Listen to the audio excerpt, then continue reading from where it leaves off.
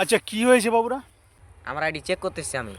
আচ্ছা আপনি আপনার আইডি চেক করতে এসেছেন তাই না? হ্যাঁ মানে আপনার আইডিতে কোনো সমস্যা আছে কি না এটাই চেক করতে এসেছেন, হ্যাঁ তাই তো? মোবাইলটা দিন, দেখিয়ে দিচ্ছি। বন্ধুরা একটু ধৈর্য ধরে ভিডিওটা দেখবেন, মাত্র 3 মিনিটের ভিডিও। এই ভিডিও থেকে কিন্তু আপনারা অনেক কিছু শিখতে পারবেন। তাই ভিডিওটা শুরু করছি, আপনারা সম্পূর্ণ কন্টিনিউ করবেন। যার জন্য আমরা কি করব, ফেসবুক অফিসিয়াল অ্যাপ ওপেন করে নেব। ওপেন করা হয়ে গেল।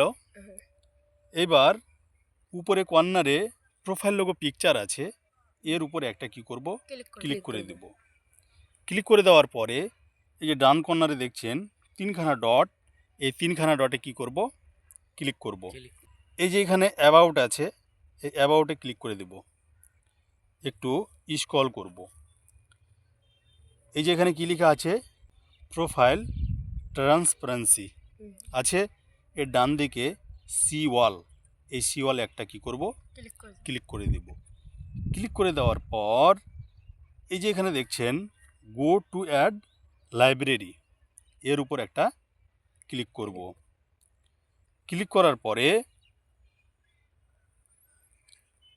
এই যে এখানে সিস্টেম স্ট্যাটাস, এই সিস্টেম স্ট্যাটাসে একটা ক্লিক করে দেব। এখানে ক্লিক করে দেওয়ার পরে এখানে কিন্তু 4টা অপশান শো করছে। এই 4টা অপশানের মধ্যে 4টায় যদি গ্রিন টিক থাকে তাহলে ভেবে নেবেন যে আইডিতে কোনো সমস্যা নেই। ওকে, তো এইখান থেকে আমরা ব্যাক করব। ব্যাক করার পরে আবার চলে যাব প্রোফাইল লোগো পিকচারে। ঠিক আছে? এই যে 3খানা ডট আছে, এই 3খানা ডটে একটা ক্লিক করব। ক্লিক করার পরে এই যে এখানে দেখছেন প্রোফাইল স্ট্যাটাস, এই প্রোফাইল স্ট্যাটাসে একটা ক্লিক করে দেব। এইবার এইখানে রেকমেন্ডেশন, এটা কিন্তু অ্যাক্টিভ আছে, মানে কোনো সমস্যা নেই। মনিটাইজেশন এর নিচনে নোট এলিজেবল আছে, মানে আপনি এখনও মনিটাইজেশন পাননি, ওই জন্য নোট এলিজেবল দেখাচ্ছে। আপনি যখন কন্টেন্ট মনিটাইজেশন পেয়ে যাবেন, আপনি যখন কন্টেন্ট মনিটাইজেশন পাওয়ার যোগ্য হবেন, তখন এটা কিন্তু এলিজেবল হয়ে যাবে, নোট এলিজেবল থাকবে না।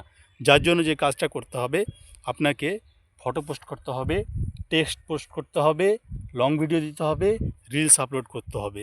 এই 4টা কাজ আপনি প্রতিদিন যদি করতে পারেন তাহলে কিন্তু আপনি কন্টেন্ট মনিটাইজেশন সেটআপটি পেয়ে যাবেন।